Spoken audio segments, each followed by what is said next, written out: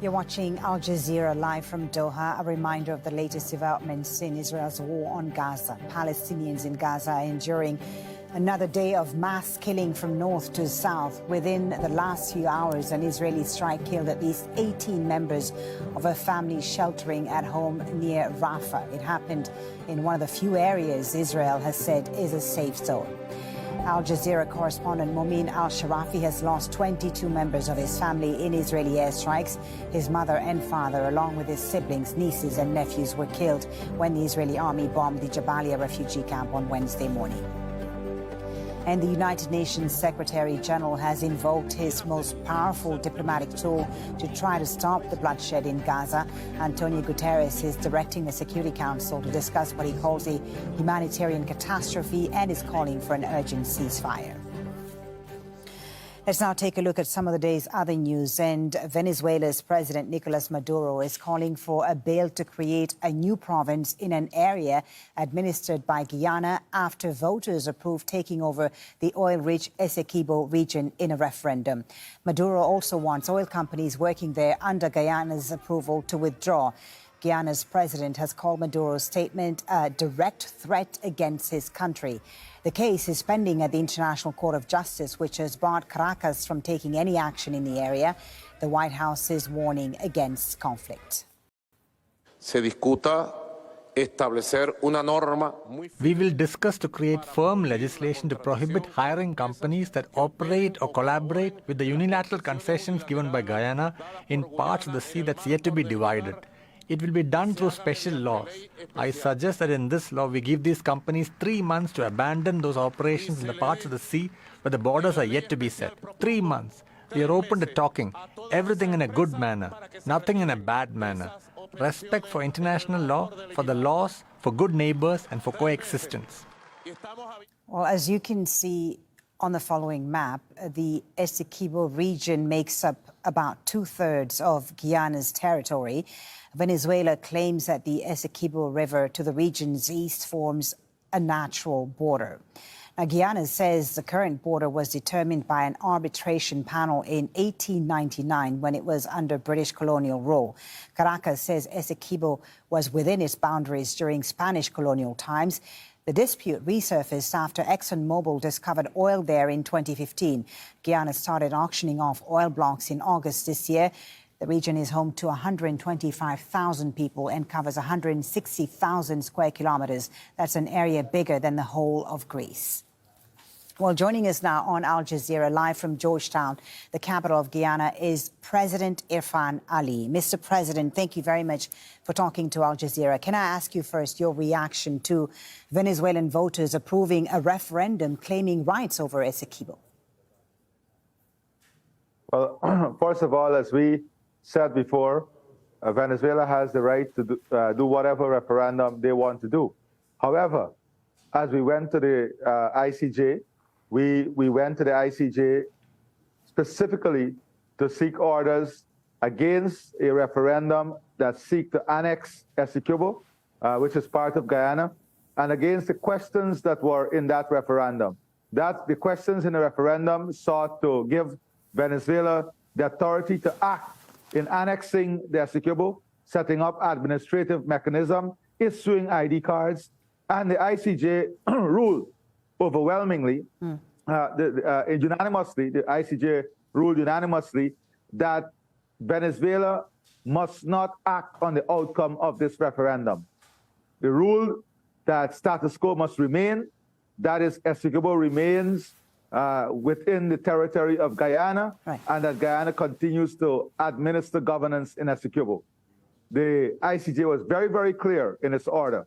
Notwithstanding this order, after the referendum on Sunday, last evening, President Maduro moved to announce a series of measures that point to the annexation of Essequibo, establishment of an administrative mechanism to govern Essequibo, and to give ultimatum to companies operating within Essequibo to remove themselves within 3 months.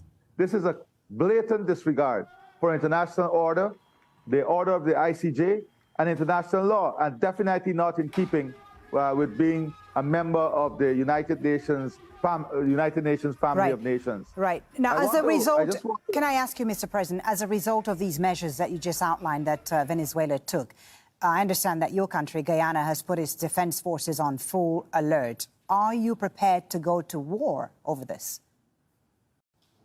Well, let me put it this way. We want this region to remain a region of peace and stability. That is our foremost concern. That is our priority.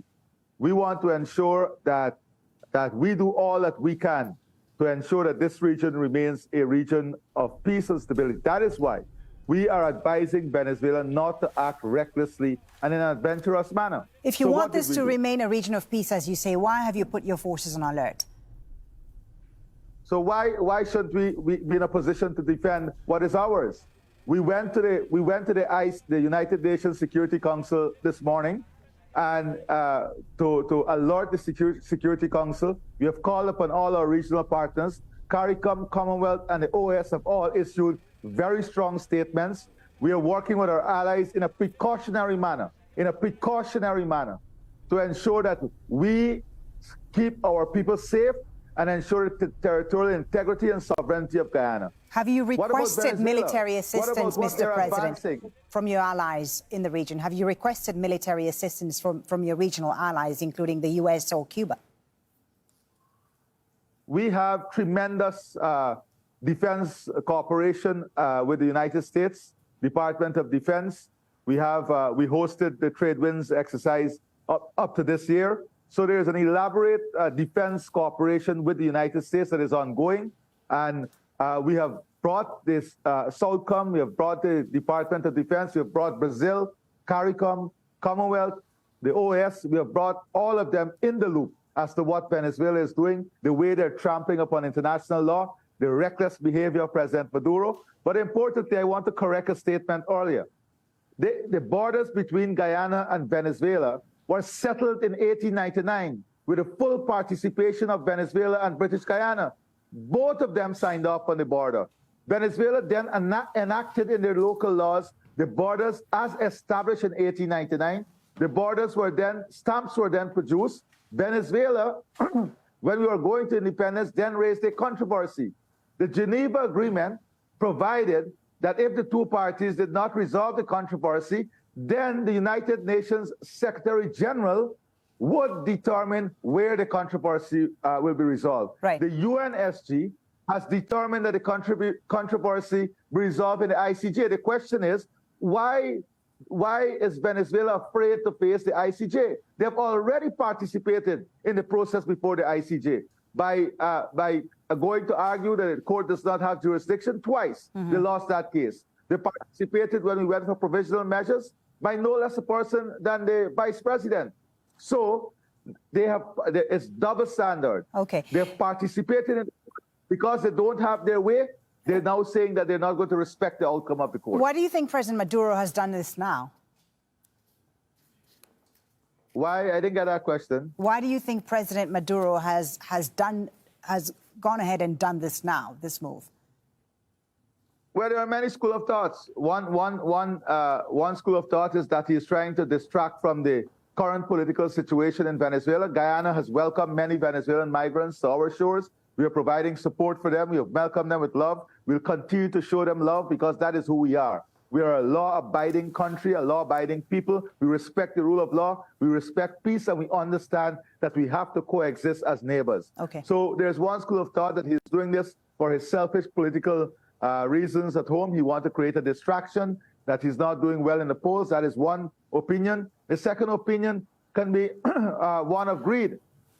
One of greed. Simply that. Okay. Can I ask you briefly, Mr. President, before we let you go, you've, as you said, asked the UN Security Council to consider intervening. What exactly would you like to see the Security Council do today?